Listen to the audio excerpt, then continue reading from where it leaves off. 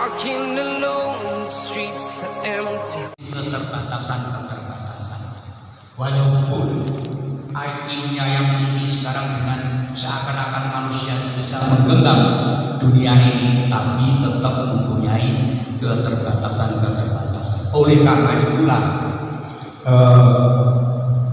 Al-Quran diturunkan sebagai penuntun, sebagai resep daripada hidup dan kehidupan manusia di bumi ini.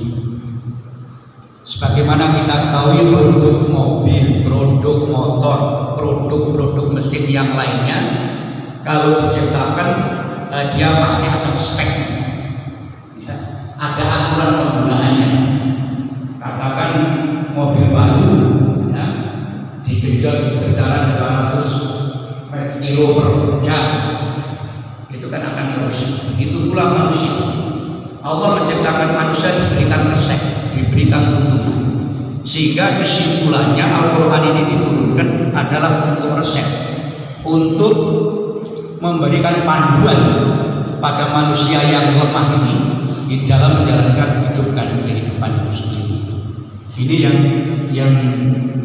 yang perlu kita kaji bersama. Sampai itu Al-Quran itu mempunyai keajaiban, ya.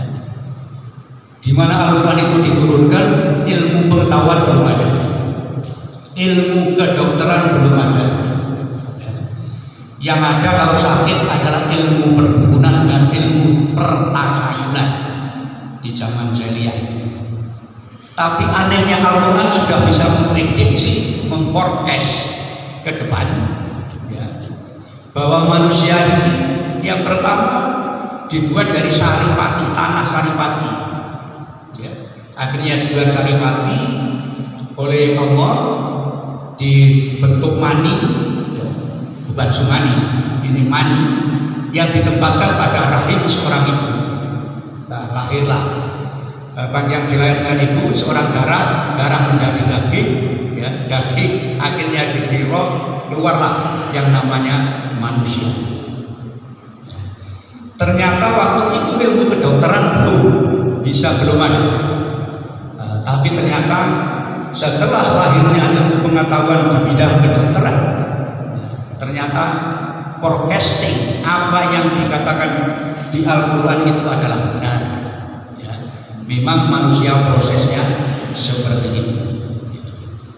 Juga dikatakan juga di dalam surat Yasin itu, ya, bahwa bumi ini berputar. Tapi Al-Quran mengatakan matahari pun berputar.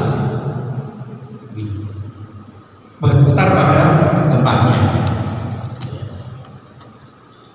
Ini di surat Yasin jelas dikatakan di sana, ya, bahwa dan matahari itu beredar di tempat peredarannya, demikian juga ketetapan dari yang maha perkasa lagi maha mengetahui, ya.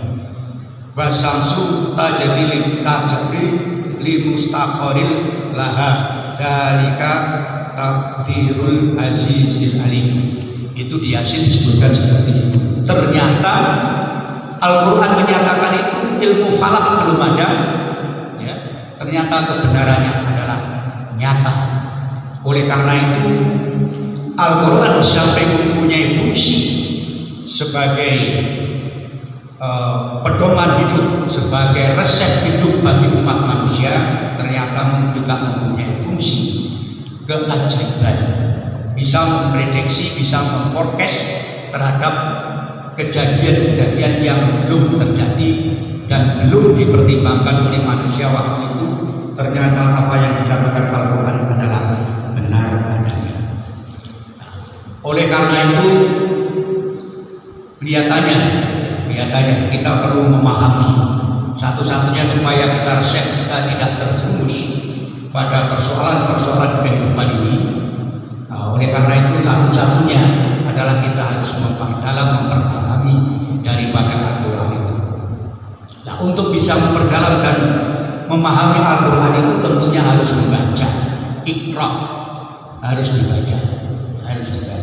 Yang pertama juga disampaikan di Gua Hira itu, ya, Sekarang kalau mungkin yang sudah haji atau yang sudah umroh, insya Allah Jabal Nur sekarang itu pasti diajak sana. Kalau memang mau naik silakan, tapi ya guys. Itu jadi kita harus memahami itu. Oleh karena itu saya juga menerima undangan dari Fakultas Ekonomi bahwa setelah berbuka bersama katanya terawih bersama, tapi ternyata hanya saya Pak Arifin aja yang terawih. Alhamdulillah masih ada. Ini akibat apa? Kau dekat, aku dekat. Kau jauh, kau pun akan jauh. Jadi karena belum tahu adanya makna dan isi daripada Al-Quran itu sendiri, termasuk diri saya. Saya akui, saya ini sejak kecil itu anak saya ada.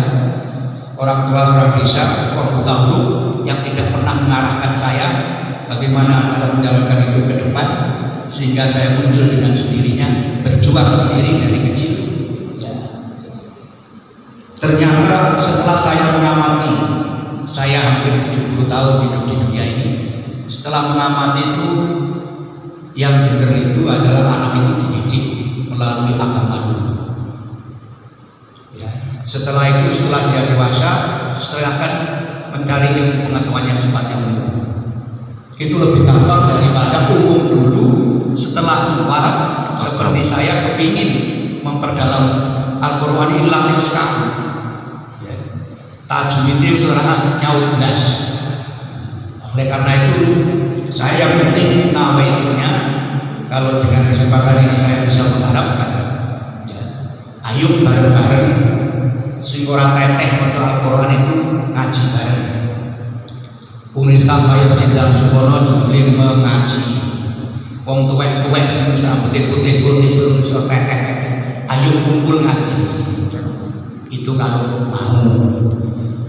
Ini mumpung kita masih diberi kesempatan hidup. Bab sering saya katakan, kapan kita mau mati, kapan kita mau naik pangkat, kapan kita mau terima rezeki, itu jadwalnya sudah Allah sudah punya. Kita kan tidak tahu. Dan mumpung masih ada kesempatan hidup, ayo rame-rame. Tidak usah malu, ini agama tidak perlu malu. Kita berhubungan dengan Allah tidak perlu malu. Jadi kenapa kita harus belajar bahasa Inggris semester kita, sedangkan untuk kehidupan akhirat yang lebih lama bahasa Inggris hanya kehidupan dunia aja. Nggak tahu lagi nanti di akhirat ketemu malaikat yang bisa berbahasa Inggris. Ini kan kita kan aneh gitu kan. Dan lebih aneh lagi ya, bahwa di akhirat ini hidup di dunia ini kan paling sekitar 7. Sekarang harapan hidup untuk Indonesia naik 70. Dulu kan 60, sekarang dengan isi baik naik 70. Ya, harapan hidup untuk di dunia. Soal yang lebih dari 70 sampai 90 itu bonus. Jadi alhamdulillah Allah memberikan bonus itu. Nah, mumpung sebelum itu, ayo bareng-bareng ngaji, tidak usah malu. Tidak usah malu mengakui bahwa sok ngerti maca Al-Quran, tapi ternyata saja nggak ngerti. Saya yakin kalau orang ngerti sudah mendalami pasti akan tertarik. Karena masyarakat pada umumnya itu termasuk saya, membayangkan dulu wah sering ngaji, sehingga tidak mau tahu, Jadi sebetulnya di surga itu biayanya sedikit, tanpa biaya. Neraka itu justru biayanya banyak, mahal. Tapi justru orang senang yang biaya banyak. Coba Anda ke diskotik, nyedak ibu rel itu biro biaya Mahal. Jawel tok kumpul ini loh, selawe murah. Ini kalau kamu mengaji sini tidak bayar oleh takjil, ya malah males. Ini kan aneh kehidupan.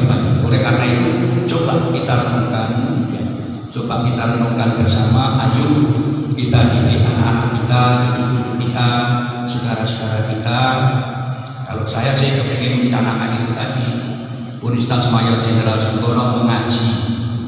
Jadi di samping bahasa Inggris, ngaji kita, saya, Pak Bun, Pak Yunus, ini yang merasa sudah pinter yang ngajari sih belum bisa. tapi ojo sok miteri kancane. Ini yang penting. Oleh karena itu dalam kesempatan ini dengan tema ini tadi kontennya adalah Nuzul Quran, perlu kami sampaikan pada Bapak Ibu sekalian, para jamaah ini. Dan ini apa yang saya katakan ini diterangkan oleh anak saya. Jadi cucu saya dua yang di sana itu satu di MTS, MPA, MA, apa MT, PPA itu Aliyah. Ya Aliyah, yang satunya di SD Muhammadiyah, sehingga nanti antara aliran Syafi'i dengan mazhab siapa Muhammadiyah itu Hanafi. Ya, jadi cek debat di rumah. Memang sengaja saya seperti itu supaya wawasannya itu tambah luas. Perlu diingat kalau menganut kajian secara filosofi, bahwa mazhab itu kebenarannya pada zaman itu tidak mempunyai kebenaran yang mutlak. Kebenaran yang mutlak adalah hanya Al-Quran dan hadis. Ini perlu diingat. Mungkin kalau dalam tataran S1, S2 itu belum disampaikan. Kalau sudah tataran S3, pendalamannya sampai di sini. Oleh karena itu, kita tidak boleh terlalu fanatik terhadap suatu mazhab. Bahwa mazhab itu kebenarannya pada zamannya. Untuk itu sering saya katakan juga, zaman itu ada pemimpinnya, pemimpin itu ada zamannya. Ya, gampangannya di sini, ya. Zaman dulu Pak Tirto pemimpinnya, sekarang ya saya, ya bisa saya dibandingkan dengan Pak Tirto kan begitu. Pak Tirto dibandingkan dengan Pak Pangestu juga tidak bisa. Itu mempunyai zaman sendiri-sendiri. Nah, itulah yang kita perlu pahami semua. Kita semua para jamaah ini, mudah-mudahan sedikit yang bisa saya sampaikan ini bisa terkesan untuk merenung kembali, muhasabah, evaluation, self correction di dalam puasa ini, dalam merenungkan diri. Sudah jauh mana progres ibadah kita yang kita lakukan? Kalau kurang, ayo ditambahi. Ya. Kalau yang ada kesalahan segera meminta maaf. Hablum minallah dan hablum minannas ini, kalau urusannya dengan Allah, kita langsung bisa sholat tobat kita dan lain sebagainya. Tapi untuk hablum minannasnya itu kalau belum kita selesaikan, itu Allah belum mengampuninya. Saya kira itu sedikit kultum yang bisa saya sampaikan. Mudah-mudahan ada guna dan manfaatnya. Kurang lebihnya saya mohon maaf. Billahi taufik wal hidayah. Wassalamualaikum warahmatullahi wabarakatuh. Waalaikumsalam warahmatullahi wabarakatuh. Sallu sunnatan minal witri rakaataini jami'an wa Sallallahu alaihi wasallam.